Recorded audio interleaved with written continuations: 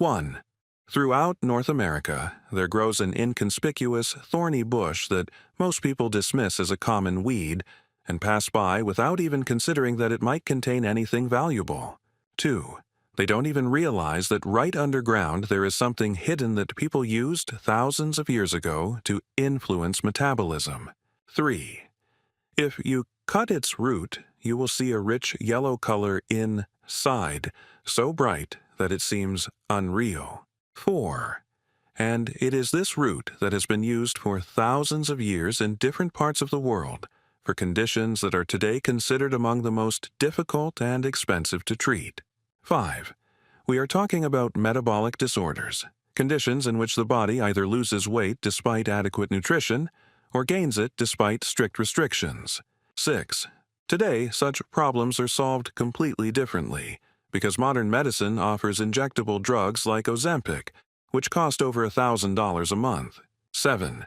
And the demand for them is so high that millions of people end up on waiting lists or simply cannot afford them. 8.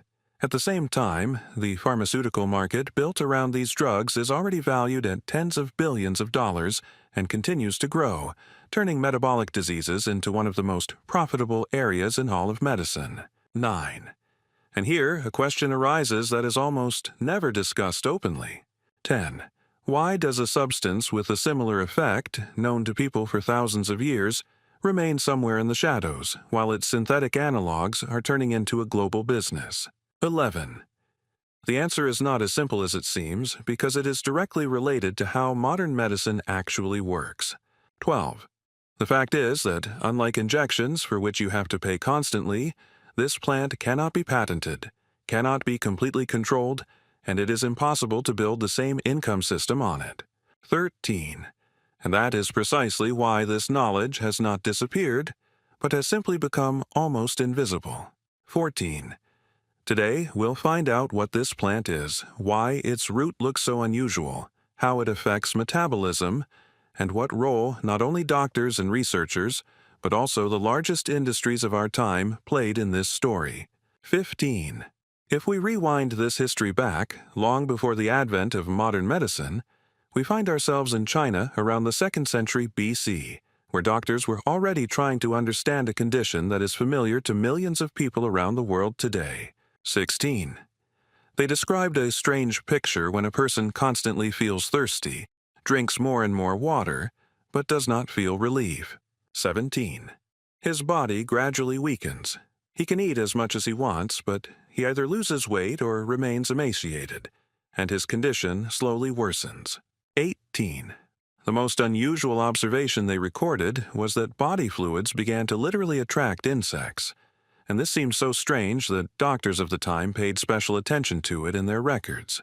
19. Today we understand that they were talking about type 2 diabetes, but back then they didn't have that term, or modern tests or laboratories, only observation, experience, and attempts to find a solution. 20. And, most importantly, they did make this decision. 21.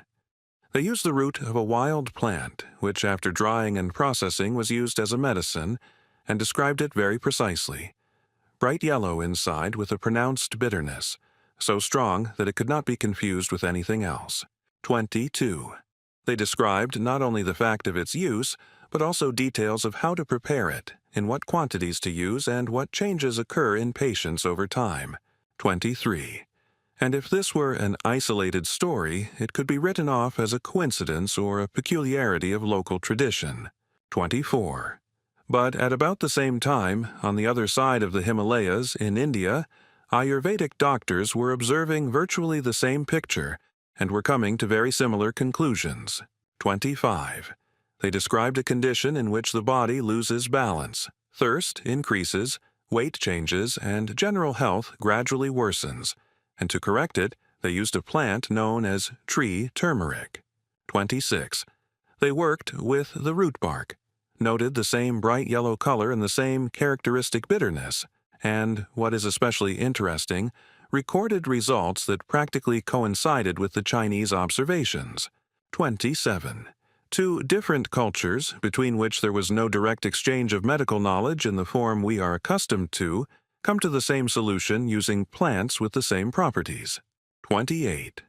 And this no longer looked like an accident, but like a real pattern. 29. Because when the same effects are repeated in different parts of the world, at different times and in different medical systems, it usually means that there is something more than just tradition behind it. 30. And what is important is that modern science has long studied this substance, and today it is known under the name berberine. 31. To understand why berberine has such an effect on the body, you first need to look at the plants where it is found. 32. On the North American continent, these are thorny shrubs such as wild barberry and Oregon grape. 33. They grow in places where the soil is weak and conditions are far from ideal, but at the same time they easily survive both drought and cold, continuing to grow where other plants simply cannot cope. 34. It is in their roots that berberine is found, a bitter substance with a bright yellow color, which the plant uses as protection, because in nature nothing happens for nothing, and everything that the plant has helps it survive. 35. It protects the root from fungi, bacteria, and rot, preventing them from developing normally so they cannot damage the plant. 36. When a person uses this root, berberine begins to work inside the body, influencing the processes that affect metabolism, how we use energy, and how we respond to nutrition. 37. And this is where the connection with the plant manifests itself, because the same properties that help it survive begin to act within us. 38. Modern research shows that berberine acts on the same mechanisms that regulate sugar levels and overall metabolism, which is why it is often compared to drugs like metformin because they target the same key process within cells. 39. The difference is that in one case it is something that is built into the medical system and requires ongoing costs. 40. In another sense, it is a natural source that cannot be fully controlled, which is why it remains somewhat out of the public eye, especially compared to expensive injections like Ozempic. 41. But there is one important detail here that is rarely talked about. 42. It is not only the plant itself that matters, but also what part of it is used and how exactly it is prepared. 43. It is the root that accumulates the maximum amount of berberine. 44. And the methods that were used before allow us to preserve it in the form in which it actually works. 45. Therefore, ancient practices, which at first glance seem too simple, produce results that are difficult to ignore. 46. And today, this is increasingly being confirmed in laboratories when it becomes clear that this is not an accident, but a repeating and completely explainable effect. 47. When you understand what is in the roots of barberry and Oregon grapes, it becomes clear why people have been cultivating them for centuries. 48. The root is where substances that help the plant survive accumulate, and the bright yellow color inside is not just an appearance, but a sign of their high concentration. 49.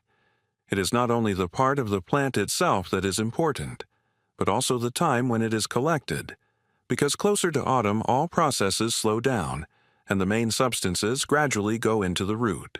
50. It is during this period that the berberine content reaches its maximum, so harvesting at the end of the season gives a stronger result than at other times of the year. 51.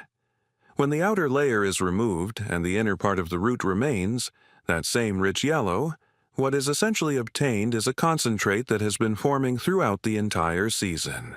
52. Next, this root is dried, crushed, and used in the form of a tincture, which is noticeably different in effect from regular herbal tea. 53. The taste of such a tincture immediately makes its strength clear, because the pronounced bitterness is directly related to the concentration of active substances. 54. Once it enters the body, it gradually begins to affect metabolism, including sugar levels and how energy is used. 55. These changes do not occur instantly, but become noticeable over time due to regular exposure. 56. And here comes an important detail because research shows that berberine acts on the same mechanisms as metabolic correction drugs. 57. We are talking about the same processes inside cells that are targeted by drugs such as metformin and modern injectable drugs. 58. The difference is that in one case it is part of a system with constant costs, and in the other it is a natural source that exists outside this model. 59. The plants themselves remain accessible because barberry and Oregon grape do not require complex care and grow easily in a variety of conditions. 60. This means that, if desired, you can obtain a constant source of a substance that affects metabolism and the general condition of the body. 61. As a result, it turns out that behind complex and expensive solutions, it is easy to overlook simpler things that remain close by all the time. 62. And it's not that this knowledge has disappeared. It has simply become less noticeable. 63. It is also interesting that when berberine began to be studied in modern laboratories, it turned out that its effect on blood sugar levels was almost identical to the results usually obtained with metformin. 64. In one study, people with newly diagnosed diabetes were divided into two groups, one taking metformin and the other taking berberine. 65. After just a few months, their fasting sugar levels, glycated hemoglobin levels, and overall metabolic state were almost identical. 66. Moreover, the level of glycated hemoglobin in both groups decreased by approximately 1%, which is considered a clinically significant result. 67. It is also important that this is not an isolated case, because subsequent studies have shown the same picture, including in cholesterol and triglyceride levels, which can be reduced by an average of 20% with regular use. 68. Against this background, it becomes clear that the difference between metformin and berberine is not so much related to the action, but to how they are used. 69. One is a prescription drug with a clear pattern, and the other is a natural substance that cannot be completely controlled. 70. Looking deeper, it becomes clear that modern weight loss drugs work through the hormone glucagon-like peptide 1, which affects appetite and slows down stomach emptying, causing a person to feel full longer. 71. Berberine acts differently, including through the intestines, influencing the composition of the microbiome, which is directly linked to the production of this same hormone. 72. Due to this, the body begins to regulate appetite and reaction to food differently, without external intervention. 73. The mechanism is different, but the end result is a change in appetite, sugar levels, and insulin sensitivity, which is confirmed by studies that note an improvement in insulin resistance by 20 to 30%. 74. And so it becomes clear that this is not a coincidence, but one and the same process, which is simply implemented in different ways. 75. Berberine works not only with sugar, but also with fats, including cholesterol and how the body stores and uses energy. 76. Research shows that with regular use, it reduces levels of low-density lipoproteins, triglycerides, and total cholesterol, and may also increase levels of good cholesterol, high-density lipoproteins. 77. This means that not only carbohydrates are affected, but also processes that affect the condition of blood vessels and overall health. 78. As a result, not only the sugar level changes, but also how energy is distributed, and due to this, weight can gradually return to normal, especially in people with insulin resistance. 79. At the same time, the changes do not appear abrupt, but this is precisely why they turn out to be more stable over time. 80. Research confirms that berberine's effects on metabolism, sugar, and fat remain stable with regular use, especially in courses of 8 to 12 weeks. 81. It is important to understand that berberine also has limitations that are rarely discussed in a popular context. 82. Its effect can vary significantly depending on the form, dosage, and individual characteristics of the body. 83. In addition, it can cause gastrointestinal side effects and interact with a number of medications, especially those that affect sugar levels. 84. This is why, in clinical practice, it is not yet considered as a full-fledged replacement for standard therapy, but rather as an additional tool that requires a cautious approach. 85. However, this does not change the fact that berberine does indeed influence key processes related to metabolism. 86. And if you look at it more broadly, it becomes clear why similar substances have been used for thousands of years in different parts of the world. 87. Modern research in this sense does not so much discover something new as gradually confirm observations that accumulated long before the advent of laboratories. 88. And in this context, berberine is not an alternative to the system, but one example of how natural compounds can complement our understanding of metabolic processes. 89. When modern clinical studies began to confirm the effectiveness of berberine, it became clear that this was not just a traditional remedy, but a compound that actually affects key metabolic processes. 90. However, its position in the modern system has proven ambiguous. Unlike pharmaceuticals, berberine is a natural substance with a well-known structure, meaning it cannot be patented. 91. This does not mean that there was no interest in it, but on the contrary, there were attempts to improve the methods of its use, from forms with increased bioavailability to combination formulations. 92. But such solutions still do not provide the same degree of control as synthetic molecules. 93. As a result, berberine has found itself in a bit of a gray area. On the one hand, it is being actively studied and used as a supplement. 94. On the other hand, it cannot occupy the same place as registered medicinal products with clearly defined indications and application regimens. 95. In addition, any claims of treatment or direct influence on diseases automatically transfer the substance to the category of drugs, which requires complex and expensive approval procedures. 96. In this context, natural compounds often remain in supplement form, even if they have a solid research base behind them. 97. And this is where the interesting thing about modern medicine comes in. It works best with what can be standardized, precisely dosed, and integrated into an existing control system. 98. And everything else, even if there is an effect, requires a more careful and conscious approach. 99. Therefore, synthetic drugs more easily become part of this system, while natural substances such as berberine often remain an additional tool, accessible, but requiring more understanding and use. 100. Today, approximately 38 million Americans live with diabetes and nearly 100 million more are pre-diabetic or on the verge of developing the disease. 101. The costs of treatment and associated complications reach hundreds of billions of dollars per year, and these figures continue to rise. 102. This is no longer an isolated problem, but a serious burden on the healthcare system and on the people themselves.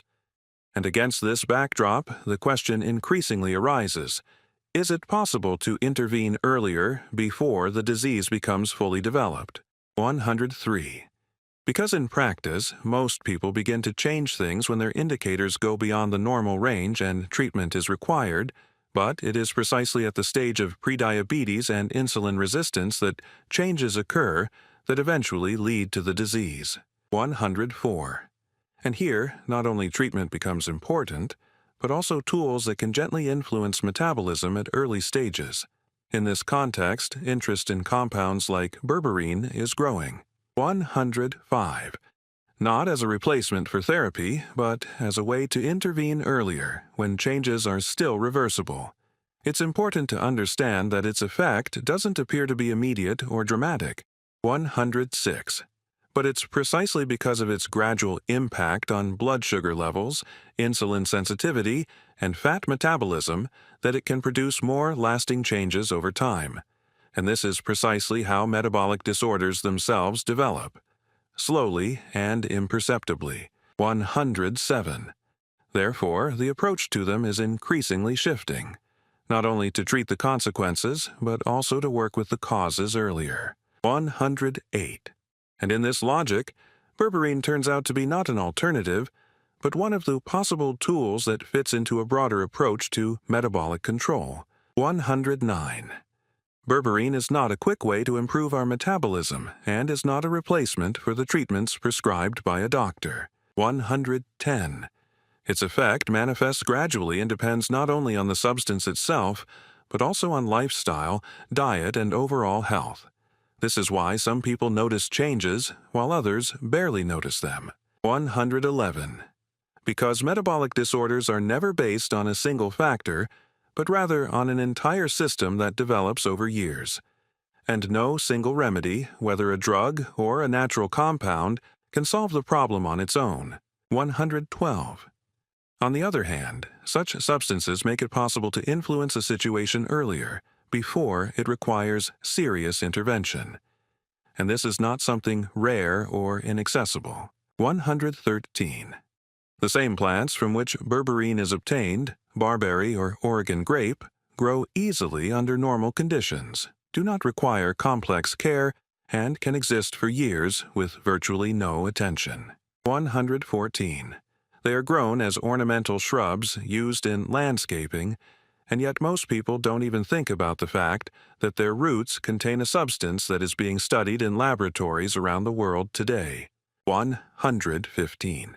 This does not mean that simply planting a plant will solve the problem, but the very fact that the source is literally nearby changes the perception. 116. Because we're not talking about something rare or high-tech, but about a compound that exists in nature and performs its function there. And this truly changes the very approach to health. 117. Don't look for one solution that will fix everything, but gradually build conditions under which the body itself begins to work differently. And berberine is just one example of this approach. 118. Not the most obvious, not the most discussed, but studied enough to attract attention. And perhaps that's why it remains somewhere on the border between tradition and modern science. Not as an alternative, but as a reminder that some solutions may be closer than they seem.